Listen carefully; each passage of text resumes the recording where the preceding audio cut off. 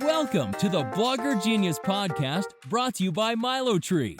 Here's your host, Jillian Leslie. Hello, my friends. Welcome back to the Blogger Genius Podcast. I am your host, Jillian Leslie. I am so happy you are here joining me. So just a little background about me. My husband and I started Catch My Party, our first site, in 2009, and we've grown it into the largest party idea site on the web. In fact, if you need party ideas, inspiration, printables, DIYs, head over there. Then we built our pop-up app, Milo Tree, which you can install on your blog to grow your social media followers and email subscribers. And most recently, we have launched Milo Tree Cart, which is the easiest way for you bloggers and creators to sell digital products. So in my last episode, I shared that I was watching what people were selling in Milo Tree Cart. And I just wanted to say that I just looked again and I noticed many of you are starting to offer one-on-one coaching.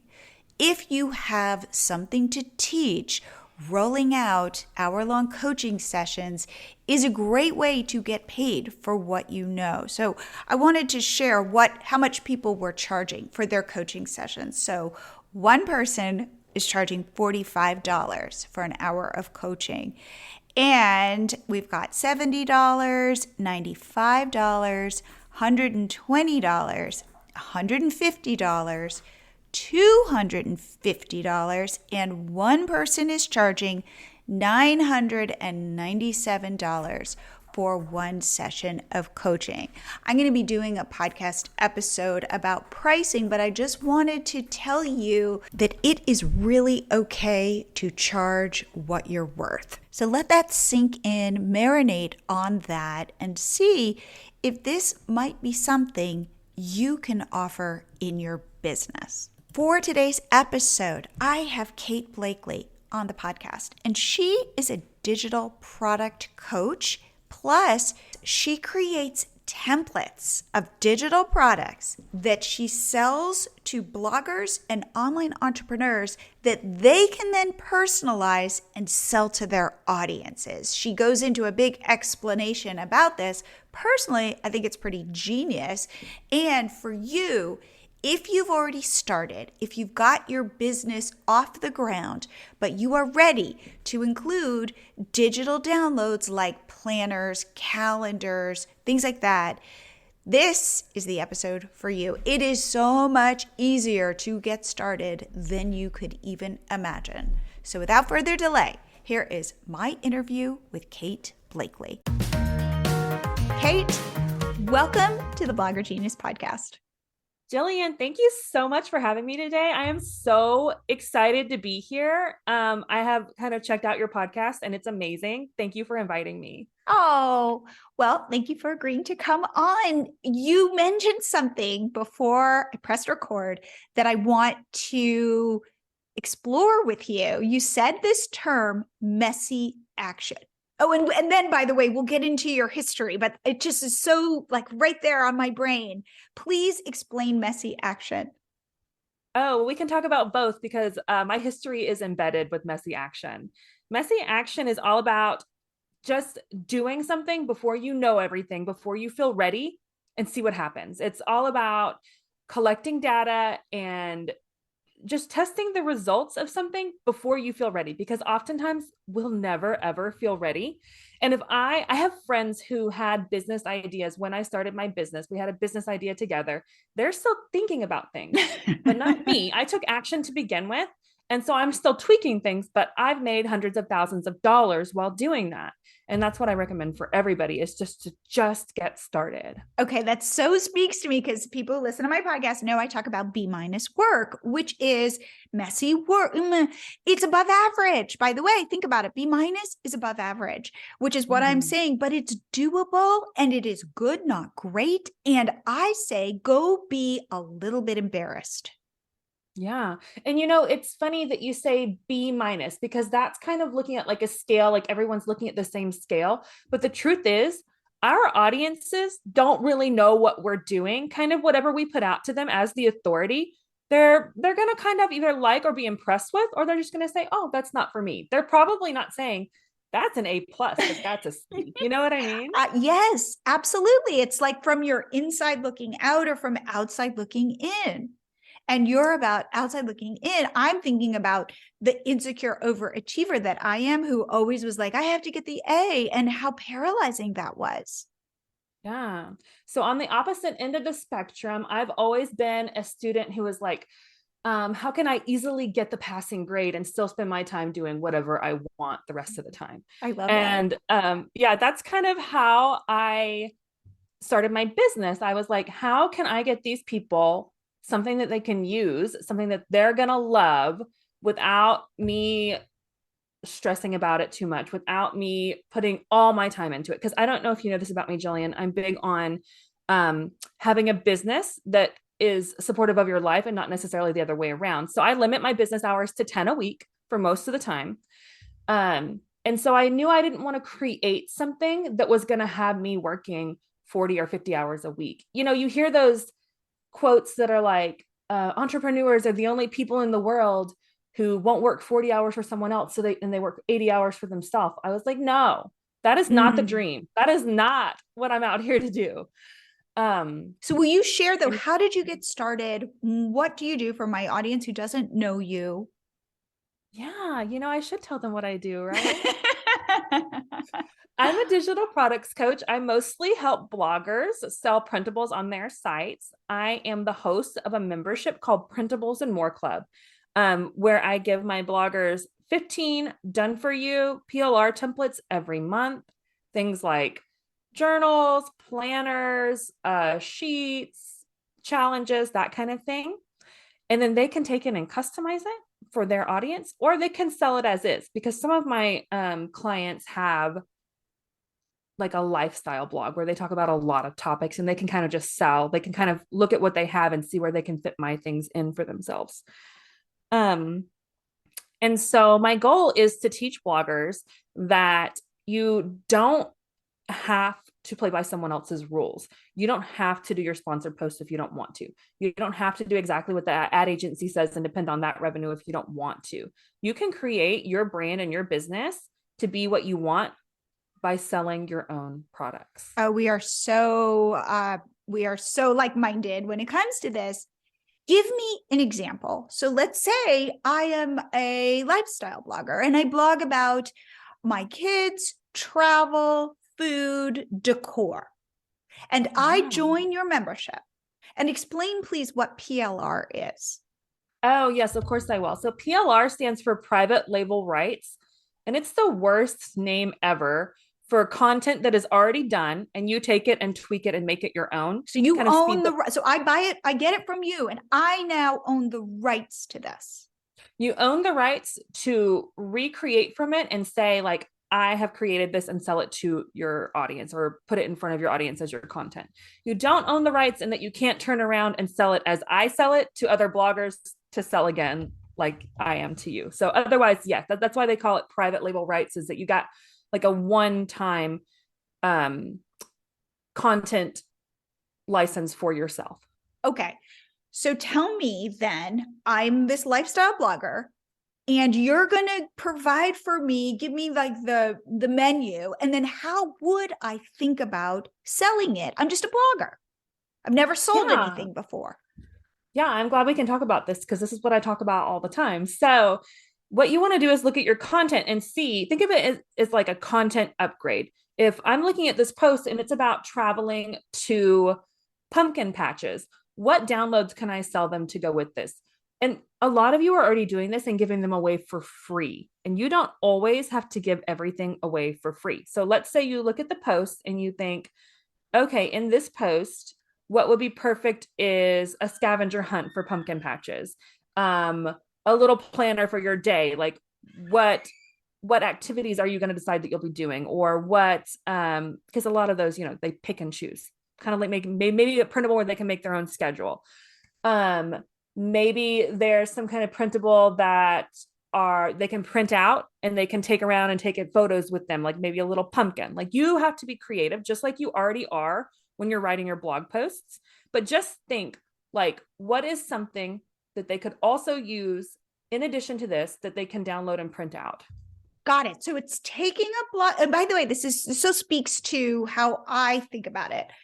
Your blog posts are not just blog posts. Your blog posts are sales pages. And it could be you are selling people to get on your list, but there's a goal.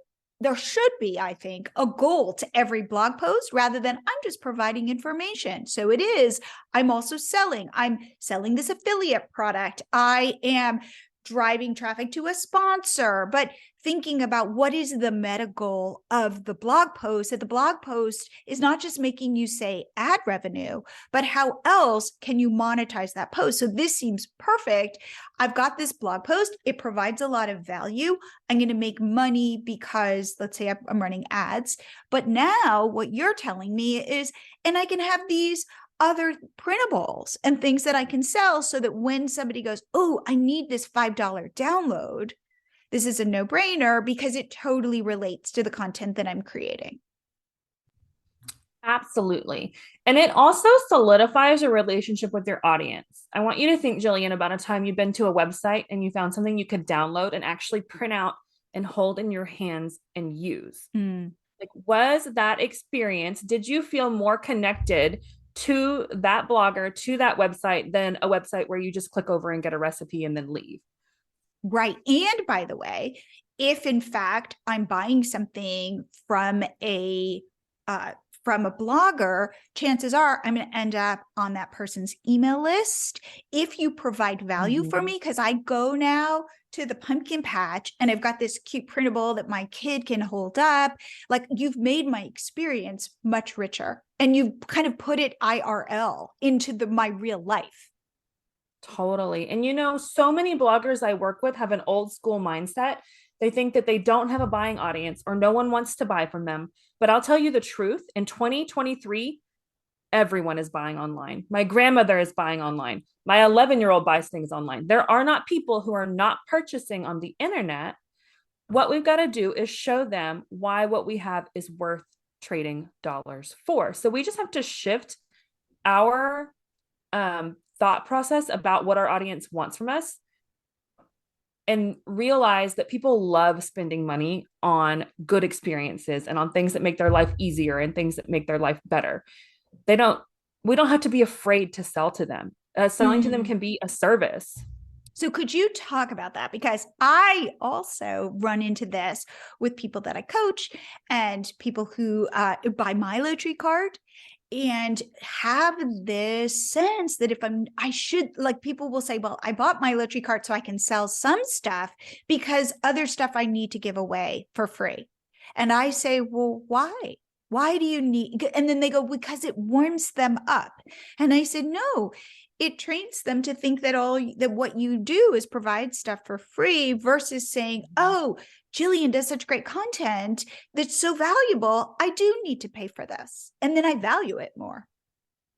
Absolutely. Like, I think that when someone comes on your site and immediately is offered something paid, they start thinking of your site as a different kind of website than just like a blog where they can read information. I think that I'm not going to say you don't need opt-ins. You do. You need something for free. Yes. But something my clients kind of hit is they think, because I don't know if you know what a tripwire, I know you know what a tripwire is, Jillian. I don't know if your audience does. What I teach is to give people your opt-in and then immediately sell them something larger. Right. Wait, can we stop for 1 second so I can explain this? As soon as somebody gives you their email address, you know this, you end up on a thank you page that says, thanks for signing up. Well, a tripwire lives on that page. So at the top, it might say, thanks for signing up. Hey, and boom, you offer something. And the reason why I think this is so valuable is because everybody sees that page. Absolutely. And it solidifies how they think of your brand. And I will say a properly set up tripwire is also going to make you money when you know your product is right and your sales page is right and you have the right customer on the page.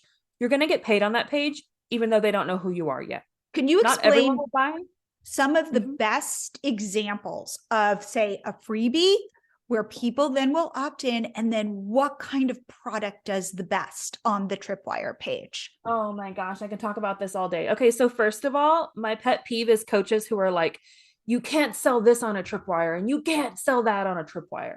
The only thing I know of that you cannot sell on a tripwire is a high ticket offer. So if it's more than $500, $1,000, don't try to sell it on a tripwire. But most of our people are not trying to sell those things anyway, Jillian. What would you say though, like the sweet spot is? Oh yeah, I have opinions. Let me tell you it. what I think. Okay, so here is my method that I love for you because I find that it converts as much for a $20 product as it does for like a 99-cent product. A lot of my clients think, okay, they have to go from free to like a really cheap product. That is not the case. You have to explain the value on the page. So what I like to offer on a tripwire is a bundle of smaller pieces. It's easy for us to put together a bundle because most of us have a lot of little printables or other downloadables laying around. And when we put them in a bundle, say I have one client who put, I think it was 50 holiday, like different holidays throughout the year games in one pack. We sold it for $20 and she had a 2% conversion rate, which is about normal on a tripwire that's set up well for a cold audience. 2% means for every 100 people who come, 2 are going to buy. So and this is true with virtually all of these things. The more traffic you have, the more sales you have, because there usually is about a 2% conversion rate. Exactly. That's why it's so great for bloggers to be able to sell printables and smaller downloads, is because you guys already have the audience. You already have the traffic. That is where most people who are learning to sell things get caught up, is they don't drive the traffic and they quit. But bloggers already have the traffic. Okay. So you're saying she might offer, say, like, let's say an Easter something as an opt-in for free, but then so does the opt-in need to tie in with the tripwire? Absolutely, because you want the person who is getting that opt-in, you want them to be someone who is kind of already pre-qualified that they might want this bigger product. Okay. So like maybe like an Easter game for Easter, give that as the opt-in and then go, hey guys, if you've already like this, what about for July 4th and Mother's Day and whatever. And you've got all the games you're ever going to need. Exactly. So you have this one game, you know that they already need it. They need it for their classroom, their Sunday school class, maybe their own kids, whatever it is. They need that thing. Why not offer them a lot more of that same thing? Like, you need this for Easter. Don't you need it for the whole year? And $20 is a price I love for you guys to get your bundles at, because you're going to see revenue points that make a difference in your business. And $20, if you provide the proper value, is actually not a lot for our customers to be spending online in 2023. In fact, I know a lot of people are talking about how inflation makes them want to charge less, but I'm seeing that people are willing to pay more for products now that other things cost more, because their perception of value has shifted. I want to take a short break because I keep getting this question. What kind of digital product do you think will sell? So what I'd love you to do is to get my digital product personality quiz, but not just for the quiz, which will outline based on who you are, what you should be selling. But the other piece to this is what triggers people to buy. So in this download that you can get at milotree.com/quiz, there is a page on the 6 buying triggers. What gets people to take out their credit card and purchase? So download this freebie by going to milotree.com/quiz and really look at these buying triggers. Tapping into one of these psychological needs moves your product from a nice to have to a must have. And it's the must have products that people purchase. And now back to the show. What I hear you saying is that consistency in storytelling matters. For example, you started with, I've got a blog post about pumpkin patches. So I'm not going to sell you stuff for princess birthdays on the pumpkin patch page. I'm going to serve up exactly the next thing you need so that it's a no-brainer. Or as you say, your tripwire or your opt-in and your tripwire need to be connected. So I'm going to sell you this Easter game. I'm not going to sell you $400 coaching off of the Easter game. That's exactly right, Jillian. And I was just in my mastermind with my bloggers that do these things for a living. And we actually were just setting up our funnels this week. So I have a story to kind of share with your audience about it. And that is that it sounds really complicated and scary. Like we're talking about first you have to write the blog post. And I know you guys are already like, okay, I've got to SEO my blog post and get my photos right. And this blog post feels like a big thing to be doing. And then now I have to put a product in it. And now I have to have an upsell for it. Like that sounds like a lot. But this is where we come back to messy action. Just get your opt-in on the page for now, if that's all you can do for now. And when you come back later, then you can put the tripwire on it. Just do what you can now. Absolutely. Don't feel like you have to wait and have this huge thing to do all at once later. Little pieces now make a difference. Spare change adds up. I think the thing is that we look at successful bloggers and think it happened overnight. And the truth is you are tweaking and learning. And we talked about this before I pressed record about it's all about learning. So you put the pumpkin patch schedule or let's say sign that your kid can hold. Well, and that does well. And that's an easy test. Then you go, wait a second, I've got this other post for Christmas. Hey, maybe I could make a similar sign for Christmas. And that's kind of cool for the mom because she'll have these consistent photos of these cute things that her baby can hold. And so you learn from the one post to go, I'll do this on the second post and see if this works. And I would say that's the way to build your business, not, oh my God, I've got the pumpkin patch sign, but then I've got to have the tripwire and I haven't even tested whether this works. I find this that people will go, oh my God, I need to buy all this expensive technology to just try out my one printable, my one download. And I go, don't do that. Please start small and kind of be scrappy about it, be nimble about it and build it that way. Absolutely. Absolutely. And, back to where we're talking about where people feel like they have to have it feels like this big looming thing to get started. But if you can break it down into smaller steps for yourself, it doesn't feel so scary. You have to have a process or things will become overwhelming. Absolutely. So for Catch My Party, what we do, we give away a lot of party printables. And what we figured out by testing, and I think we started with like Minecraft or something, is I will give you lots of free printables. And all you do is give me your email address. And then we do have a tripwire where I say, hey, for $7, you're going to get all these others. Now, I know that you've already downloaded, you've already given me your email address, and I know you want, Minecraft printables. Here, you want the invitations. I kind of keep the more special pieces for purchase. And by the way, it worked. So guess what we did? We rolled it out the exact same thing for Princess. And now I think we probably have 20 different versions of this exact same funnel, very simple, but it was proof of concept at the beginning. And then now it's just very easy to copy and paste. Yes, absolutely. And I love how you've tested to see what worked, what they love. Something I like to add, or I like to have my clients add after they've kind of gotten to where you are, is a subscription for those types of things. So you have people who are coming to the site and you know that it's converting, that they want these more special pieces. You can take all of what you have, like even if it's for sale somewhere else, even if it's free somewhere else, and put it inside of a vault and have them pay monthly for it. I have a client who we started her membership. She calls it a membership. It's really a subscription because it's just the printables, no community or anything.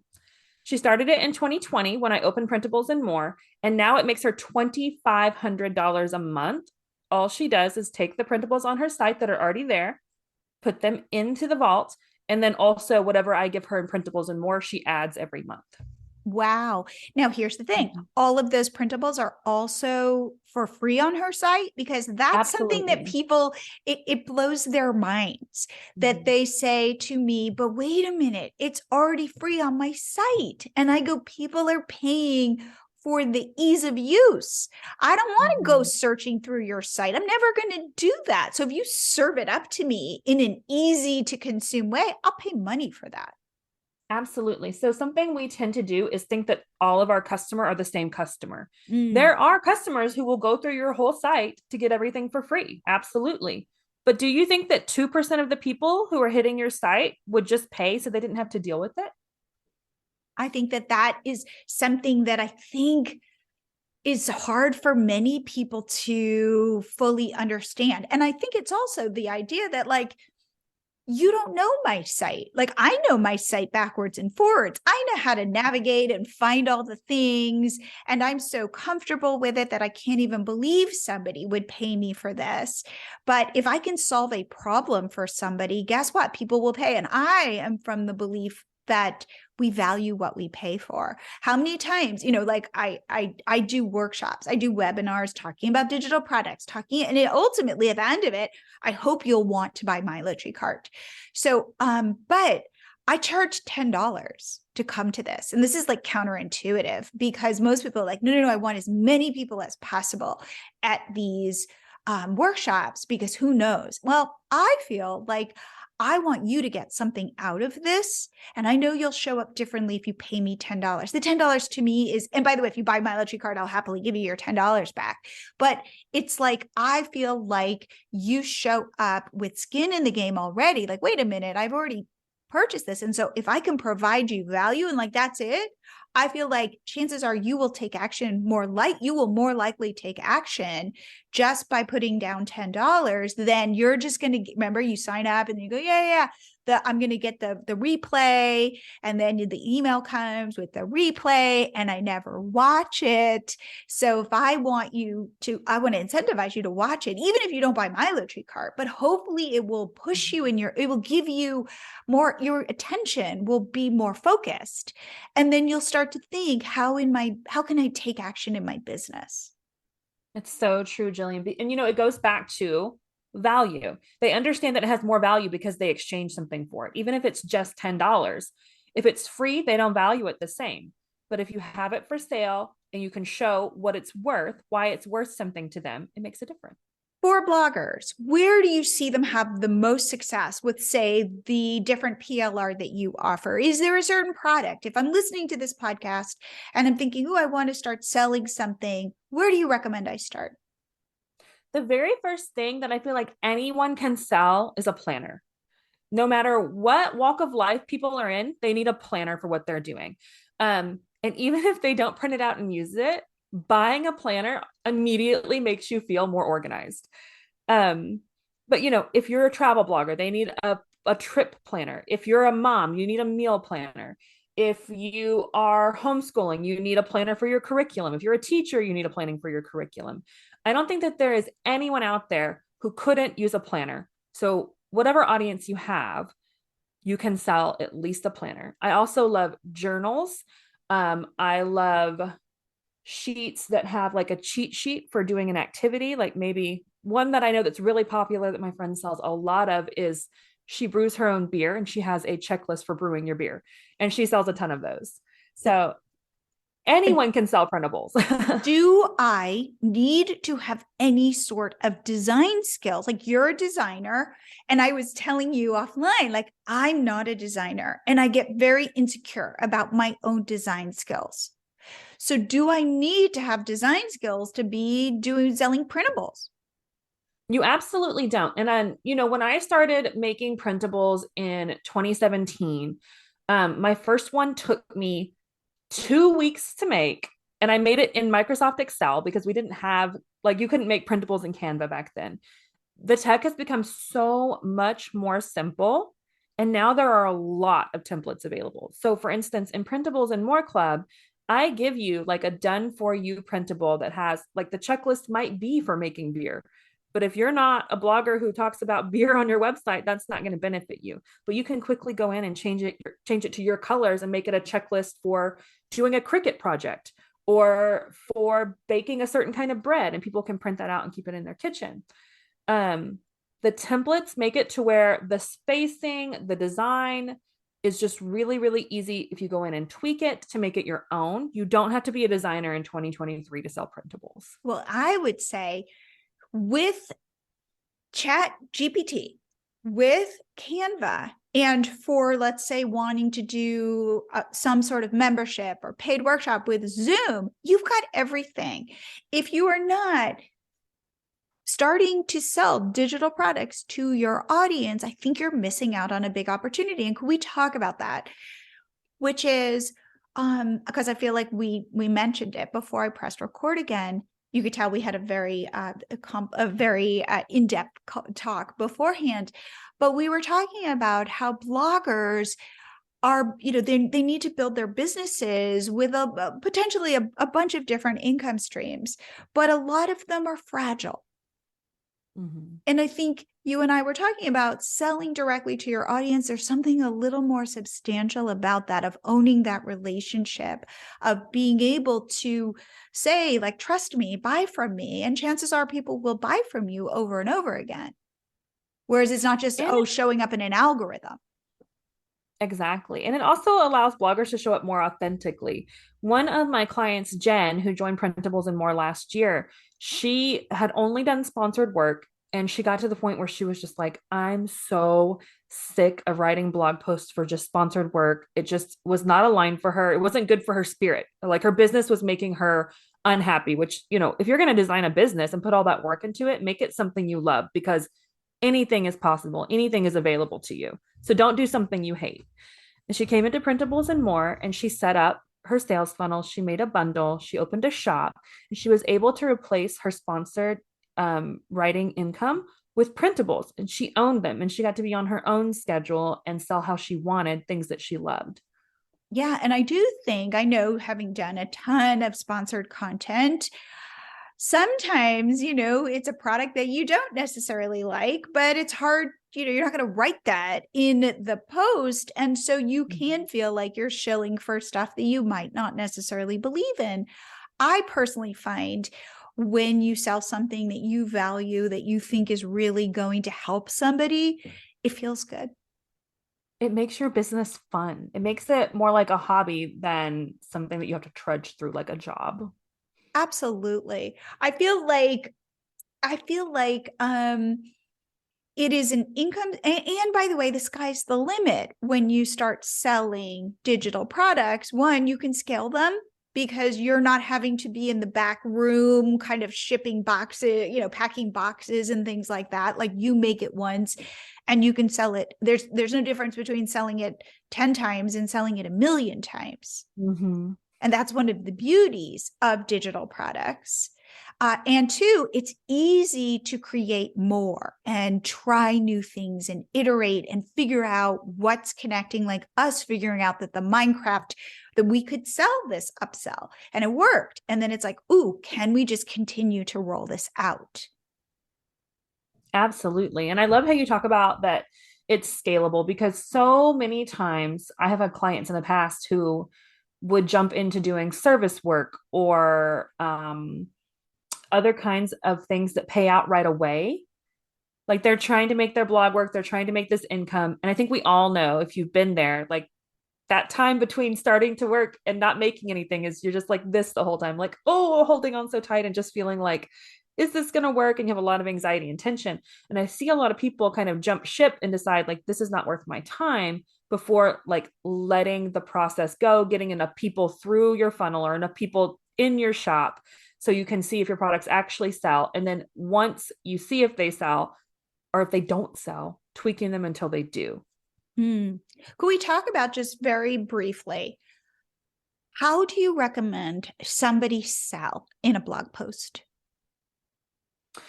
Oh, I love this question, because I'm actually working on a client with this. So for some people, it works just to have an opt-in to the freebie, and then they can go to the tripwire. That's the only way they sell. But I think a more effective way, if you have traffic that might be kind of used to not buying from you and need a little more nurturing to sell, just talk about the product a little bit. So let's say you're already blogging about going to a pumpkin patch. Maybe you intro with, like, painting a picture of, like, what a lovely fall day it's going to be when they go, and how fun it is for the kids to choose their pumpkins and whatever it is. And then the next thing you can say, like I recommend kind of doing it further up in the blog post, introducing the product, letting them know this is such a fun thing that goes with it. You can use it these ways and actually talk about the product and it improving the experience versus just having the opt-in form and hoping people will click over because it's related. That's what I would say too. And again, I think that because selling can feel uncomfortable, a lot of times people put it way at the bottom of the post, just like, hey, and I would say, how can you make it about the benefit of enriching the experience? Absolutely. And I think the putting it at the bottom of the page is kind of a throwback to when I first started blogging. I know they used to tell us have a call to action at the end. And so we always think like that's where we sell. But the truth is the selling is part of the storytelling of the whole post. Yes. And again, it speaks to my thing of every blog post is a sales page hopefully you think this way when you're creating the sales page, that you've got something you want to inspire your audience to do. Right. And there again, the shift of like selling is serving. You made them something nice. They like to buy things. They already go to the store and buy things that they love. They go shopping at the mall and buy things they love. Now you have something else they can love. I think that's powerful. All right, Cait, please, if people have questions about what you do, what you offer, about selling printables, digital downloads, that kind of thing, how can they reach out to you and learn more? I'm always available on Instagram via DMs, and you can find me at the.cait.blakley, and it's spelled kind of funny. Cait is Cait, and Blakley is Blakley. Got it. And it's a the in front of it. That's right. The.cait.blakley. Got it. So if they have any questions about digital products, download printables, that kind of thing, this is the best place. Yes, they can DM me there. They can follow me there. And I also have a podcast that I share on Instagram as well. So if they want to look at more things, I'll have it posted there. Awesome. Well, I have to say, I love what you do. I love how you are empowering bloggers to grow their businesses. So thank you so much for coming on the show. Thank you for having me, Jillian. I hope you guys like this episode. For me, what I like is Cait's perspective on building a business as a blogger so that you've got these funnels that you've thought through and you're selling products that people want to buy and you're building a more stable business. If selling digital products sounds interesting to you, whether it be coaching, whether it be digital downloads, if you've already started your business, but you're feeling kind of stuck, like you're getting traffic, but it's not growing like you'd like it to, and you feel like you are on a treadmill that you can't get off, book a call with me. Go to milotree.com/meet, and I promise I can get you unstuck. And with a little bit of help, you can turn on a whole new income stream. Yes, I will tell you how MiloTree Cart fits into this, but no hard selling. This is really about helping you take your business to that next level. Again, go to milotree.com/meet because I'd love to meet you. And I will see you here again next week.